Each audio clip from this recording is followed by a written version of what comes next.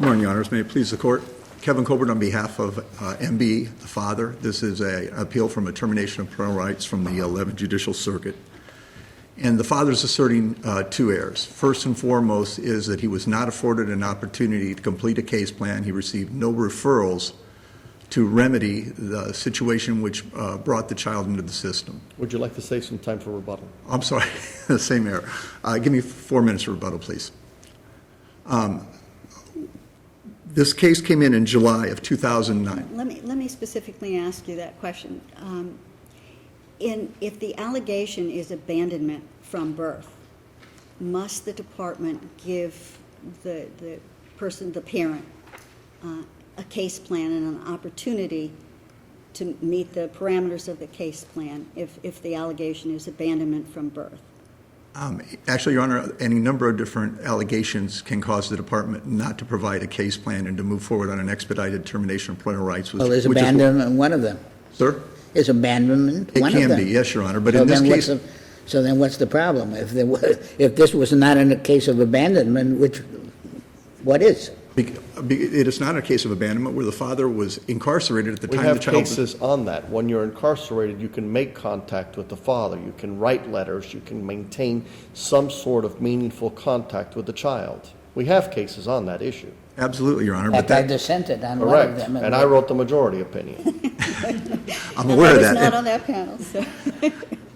Having said that, though, Your Honor, we'd have no proof that the father knew there was a dependency case at the time of the child's birth. Well, he knew about the child, though. He knew about he was out of custody for a period of time. He was out of custody for a couple of months and still didn't even attempt to contact the guardian or make any contact with the child. He was out of custody in October, Your Honor, approximately 2 months before the termination of parental rights was filed.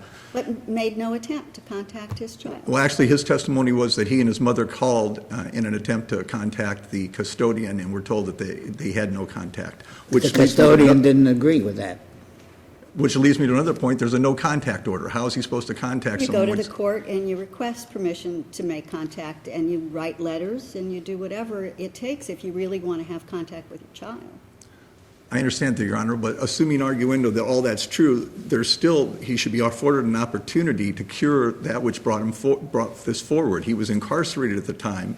It's admitted that he had some substance abuse problems, but nobody gave him any assistance in trying to cure that. Well, he said it wasn't a real problem.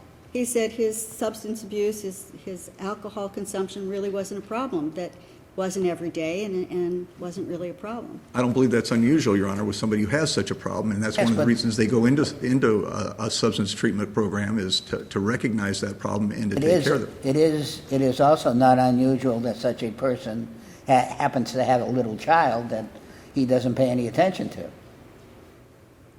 I understand it's not unusual to have such a situation, but here we're not judging that conduct. We're talking about its effect on a child. I don't disagree, Your Honor, but again, I think we're focusing entirely on the father when the focus also is on the department. A dependency came into the system. I thought we were talking about the child in this case. At the core of everything is the child, but we're trying to cure a parent-child relationship, which was never established because he was incarcerated from the beginning. However, I would argue to the court that the department needs to take steps to remedy that which brought the child into the system. This father was given no opportunity. If he'd been given a parenting course, if he'd been given a substance abuse referral, if he'd been given dyadic therapy so he could create a relationship with his child, we may not be here today. Instead, what the department did is it sat on its hands. It gave him absolutely no assistance. Let me ask you this. Are these dates correct, that he was incarcerated until September of 2009 and then not reincarcerated until January of 2010? So that's correct, Your Honor. He was out of custody that entire time. That's correct. But I'm sorry, go ahead, Your Honor. Go ahead. But the termination of parental rights was filed in December 11, which was well before that time period when he was reincarcerated. When was the trial? Sir? When was the trial? I don't have that off the top of my head, Your Honor, but you're right. It was a few months later. Yes. But at that point in time, he still had not been provided any services to cure that which brought him before the court. But by that point in time, he also had continued to abandon the child. Again, Your Honor, he had a no-contact order. He did go before the court. When he was before the court, and there is... Did he say, I wanted to see the child, but I was precluded by the no-contact order? He said that at trial, Your Honor. Well, no, he didn't say it as per the no-contact he order. didn't He say said, I that. tried to contact the child. The custodian But said... nobody no. answered my phone calls. No, they answered it and said that they answered his mother when they called together in his testimony, in the paternal grandmother's, saying that you're not allowed to see the child. But that you can go to the court and ask for permission to see the child. Well, he went to the court. I can't speak to whether or But I not mean, didn't he the guardian petitioned the court to even do say so or that- not. Or didn't someone actually tell him that, I have no objection with you seeing the child, but you got to go to the court and get permission? Correct, Your Honor. And he never did that, or attempted to do that. Well, I don't know whether he did or didn't, Your Honor. There's no record evidence whether he asked. When he did, there is record evidence he did go and attend court 2 to 3 times. Whether or not he was denied that ability while he was in court, I don't know, but he was never provided any He never asked the court, may I see my child supervised or whatever? Well, there's no written evidence of that. There's no written record of that, Your Honor. We don't know what occurred in the court hearing. I can't address that. However, but the same token, there were no referrals to dyadic therapy or any kind of visitation. The court made no effort, rather, let me rephrase, the He never department saw made no the- effort to give We're him any talking visitation about- either. We're talking about a trial 7 months after the birth of the child. Correct, Your Honor. At that time, the father had never seen the child or had any contact with it. Is that correct? That's correct. Okay, you have 4 minutes for rebuttal. If you want to Thank you, Your Honor. save that, we'll hear from the appellant. May it please the Court, Karla Perkins on behalf of the Department, Hillary Kambour for the Guardian Program. This actually is a case about a baby born addicted to heroin, baby positive for hepatitis B and C, and the fact that this father knew, even though he was not adjudicated the father until later on, some months after the child's birth, he knew that the baby was his. His testimony was that, but for the fact that he was incarcerated at the time of her birth, he would have been there at the hospital. As this court has pointed out, in this case, this father was not in jail for the entire period, and the trial actually took place on February 10th of this year, February, I think, 19th of this year. This father never, ever, at any point in time, went before any court and asked the court, can I see my child? I've never, ever seen my child. This father has never, ever seen this baby. He knew the baby. He testified he heard the baby had hepatitis, didn't know baby had both hepatitis B and C. Fact is, the baby also had to be tested for AIDS in March of this year.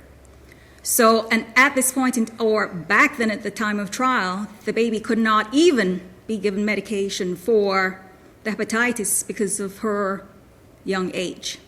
So we have a father in and out of jail, testified that he has been working since 2006 because he testified to having prior jobs, losing the jobs, going to jail, testifying to being in jail many times. And yes, the case law is that incarceration alone is not sufficient. However, Not you in- have, Not in this district. when you have repeated, He's According- trying to according- revive old wounds. when you have repeated, along with the fact that we have a father who pretends, and the testimony, part of the, I think, the confusion here is there are 2 children, actually. Well, they had already terminated parental rights as to the sibling The of older, this child, right, who he didn't see since 6 days after that child's correct. birth. But he actually, the grandfather of that child who adopted him was the one who testified to him calling and asking and him telling him to go to the court. The custodian of the baby is the cousin of the mother. She testified that the paternal grandmother was the one who was trying to contact her.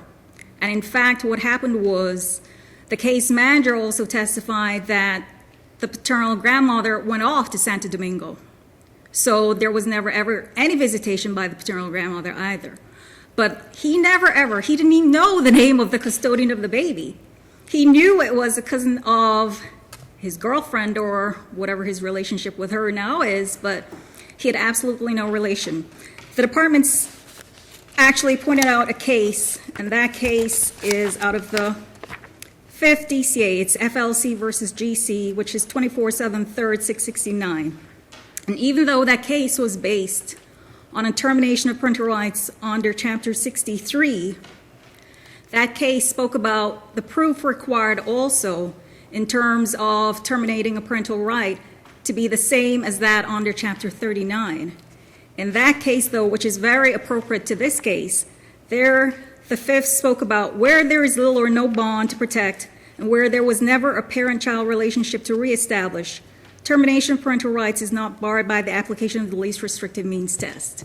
Not even the least restrictive means test here would bar the termination of this father's parental rights, because there was absolutely no parent-child bond at all to begin with. But should the department have offered the father some kind of a plan before moving to terminate parental rights? Based upon a claim of abandonment? Absolutely not. In the cases, most of the cases where you really have the abandonment coming on later on is where the parent comes in, you give them a case plan, you tell them, but the fact is no case plan is required to tell this man to go and visit his child. No case plan is required for this man who testified he was earning $300 to $400 a week to help to pay to support his child. Well, A case plan can't do is that. to reunite the parent with the child or the individual with the child, and here there's no reunification because there was never any unification in the first place. Absolutely, absolutely, Right. Your Honor. Thank Right. you. Thank you. Department requests that you affirm. Thank you. Addressing your very point, Your Honor, then if that's the case, every time somebody is incarcerated when their child's born and there's no bond, the department has no That responsibility. would be true. You would be absolutely correct. The difference in this case and the one that I wrote is that here you're dealing with an infant child where it's difficult to maintain a relationship. And if we had the person incarcerated and no communication, you might be right. The difference we have here is that we have a 4-month period of time between September 2009 and January 2010 in which the existence of the child is known, and we have no attempt whatsoever by the father to make contact or support for the child. That's the meaningful distinction. I understand your You distinction. ever but hear I'm of a distinction without a difference? I beg your pardon, Your Honor? No, okay. No, I wasn't making that point, but what I was going to say was that, however, again, if this father has faults, the way they're cured is to provide him with services. Somebody should have gone to him when he was incarcerated within the first 2 months, given him case plan tasks or referrals, so that if he's got a deficiency in his ability to parent because he's not doesn't visit rather, then maybe a parenting course would make him a better parent. If he has no relationship with the child, there's dyadic therapy, which is what they use for children who are under 2 years of age to establish a relationship between a child and a parent who doesn't have a relationship with that child. There are numerous services that could have been provided to assist this father. Whether he would have taken advantage of them, I cannot say. But the argument by the father And is he bears no responsibility to try and locate the child. So it all comes from the state. not all from the state, Your Honor, but they also have a burden statutorily. They have a burden under 396021 to create a case plan with tasks for that parent and to provide that parent with those services. They can't just throw up their hands and go, well, you know, he's incarcerated. We're really not going to look for him. We're really not going to make any effort. He needs to come to us. And therefore, we're going to require that the parental rights of this father be respected. What I'm arguing, Your Honor, is he Of should this have... father, we're talking about a father-child relationship. Correct. If the department doesn't do what it's supposed to do, there are political reasons to take it to task. This issue is whether under the statute, this father has forfeited his parental rights. Not anything else. Nobody else is to blame. He isn't to blame. Nobody in this society is to blame for anything. The fact is that he comes within the statutory provisions for abandonment, and that's the end of it. Isn't that true? No, it isn't. No, I would argue it isn't, Your Honor, for the reasons that I've argued before here, that he was not provided with an opportunity to cure that. If he abandoned the child for those 2 months, he wasn't given an opportunity to cure that. That's what I'm asking the court to consider, that, to reverse the judgment, and I thank you for your time. Thank you.